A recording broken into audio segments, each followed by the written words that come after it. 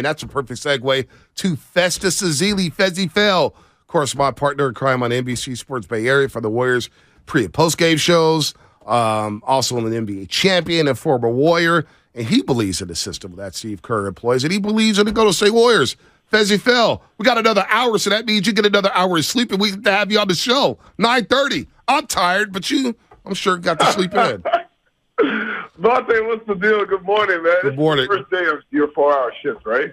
Yeah, unfortunately. Shasky's still up. He's carrying it. I'm ready to go all 24 hours, Festus. He'll believe him. Festus! I love it. Yeah, good. There you go. Who do we have on here? Festus! Ezeli. I'm giving you a dose of your own treatment. Yo, so that's the whole point, right? Doing this show with Bonte and Mully has been amazing, the NBC Sports show. But, my job is I got to bring energy. That was my job when I played as well. Role players, you got to understand your role. So I come in with the energy all the time. Monty loves it. The crowd loves it. And, I know 4 hours is a long time to do a show. Oh, no. The whole time. So I'm going to try to give y'all a little bit of it ain't nothing. No, Fezzy, we're good to go, man. I'm rolling, man. I got my second win at 8:30. And with the Warriors winning on Saturday, you know where I'm back at? I'm back on the arrogance meter.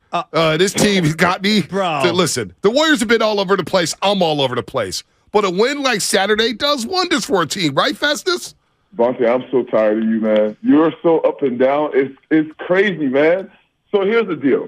I believe in this team. I've believed in them all year long. But I still believe that we have a lot of things to work on. The reason why I believe in them is because they've shown me time and time again that even as underdogs, I don't know why they would be underdogs, but even as underdogs, they still come out on top. They have a belief about themselves. And more than half the game is about confidence and belief. So when you have a guy like Steph Curry, you have a guy like Draymond Green, Klay Thompson, Andre Iguodala, Kevon Looney, then you believe. And so the pieces that this team has acquired this season, they've been trying to integrate. This Warrior system is not an easy system to play in. And so the integration, that read and react system that we talk about on offense and on defense, that's the thing we've been trying to figure out all year long. Yeah. With inconsistencies in lineups, and this has started all the way back to the start of the season. You could talk about the punch and all these things, but what that did was Draymond could not go through training camp. He couldn't finish training camp. So they had to integrate Draymond.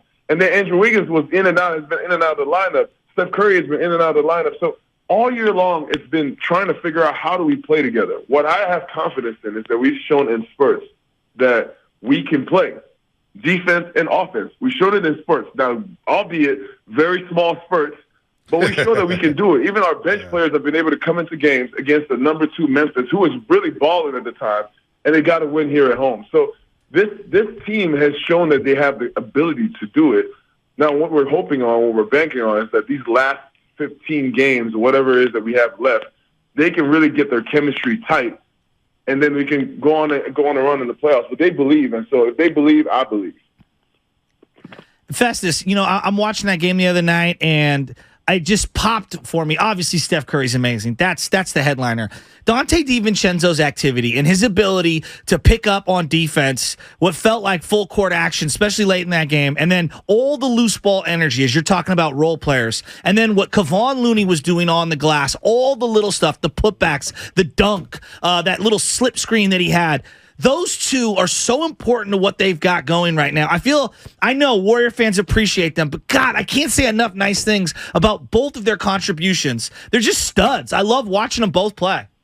I love that you said Kevon Looney because he has really been an unspoken Warrior this whole time. He comes in and he does his job, but what he does, people don't usually get to see.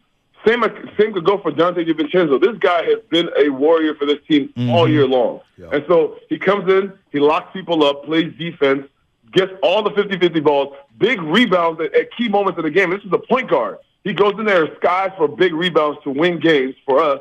And it feels like he hits a big shot every time we need one. So the plus minuses and all these things that people want to look at the game and look at what he's doing on the court. A lot of people look at points and assists. Dude, he's making so many big plays for this team that you need him on the court in crunch time. That's why he's there in overtime last game. I'm talking about Dante DiVincenzo right now. Right. And so he's been able to do a lot of things. He knows, because he played for Milwaukee Bucks.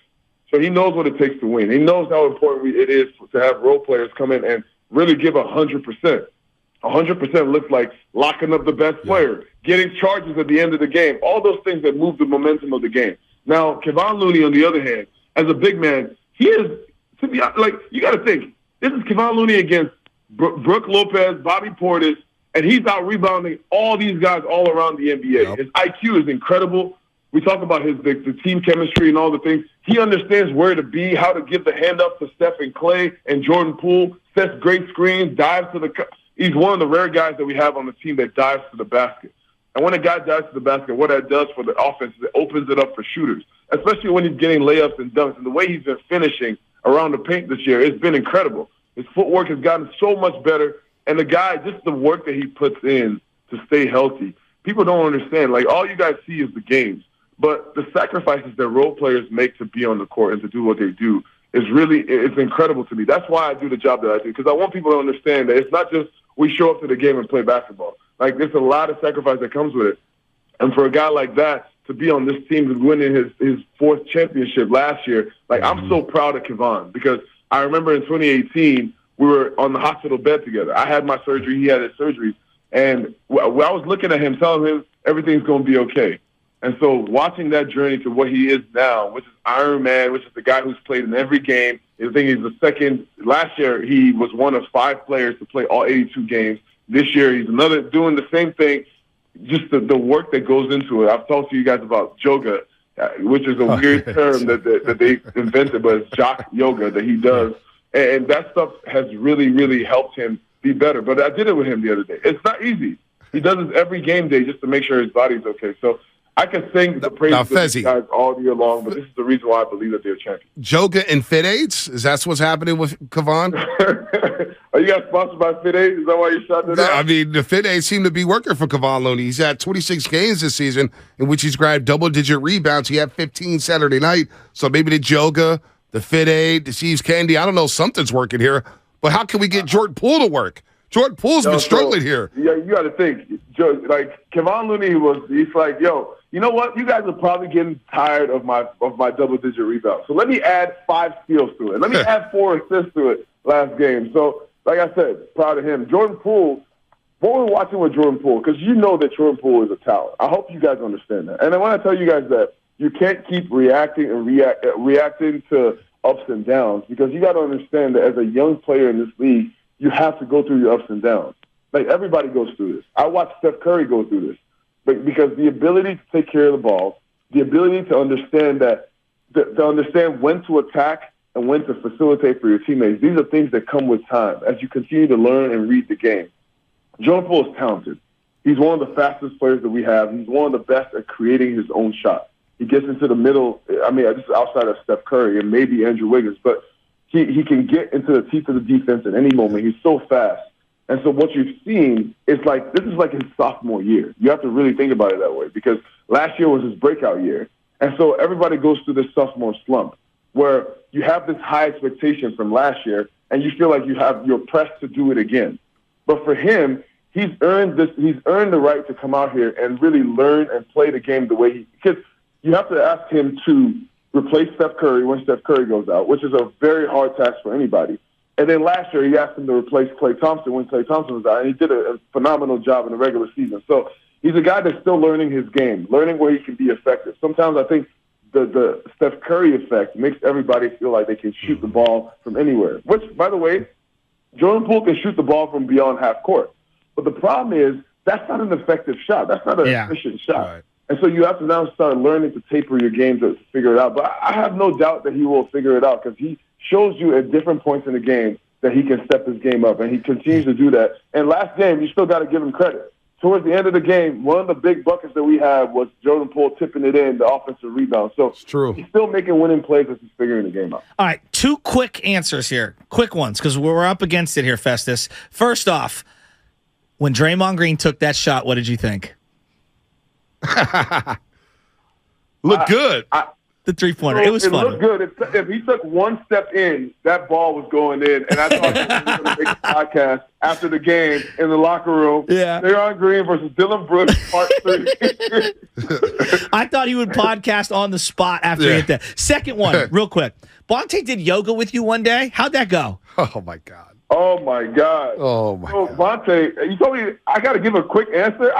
There's so much to that story that I'm going to have to come back to tell that story. But Bonte actually did great, but he didn't understand that when the lady was giving cues, that she was going all the way as like level 1, 2, 3, 4, and she would give cues to level 4. And Bonte was What does that mean, Festus? What does that mean? What's it's like Bonte was trying to do level 4 stuff where he was balancing on one leg, holding the other leg over brutal. his head. I was like, yo, chill, man. We're not going that far yet. Just come out here and just be chill and just stretch. Never done yoga before. Now I'm ready for Pilates class. Credit, man. You really showed up. Anna, I gotta give y'all credit. Can we just set the record straight? Anna was better at yoga than Bonte, correct? I mean, did you doubt that was going to be the case? Come on, man. I've seen my man try to throw a baseball, so I was well aware Anna was the better athlete.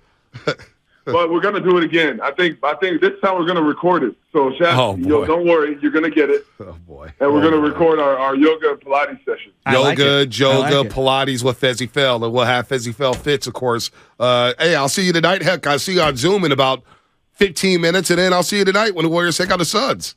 I think we're at 10:30, Bonte. Oh, 10:30. Oh, yeah, they looked out for me. Yeah, wow. I can take a 20-minute power nap then. Great. Awesome.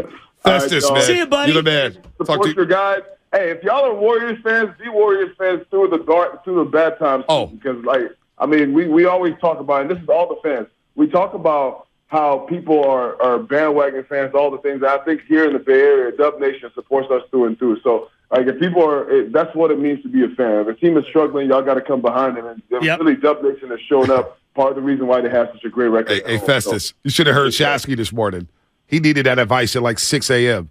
Why is that? I got you. That's why I told you I'm bringing the energy right now, man. I got to bring y'all back up. Oh, you should have heard. You should have heard what he was talking about when it came to trades and people wanting to be here.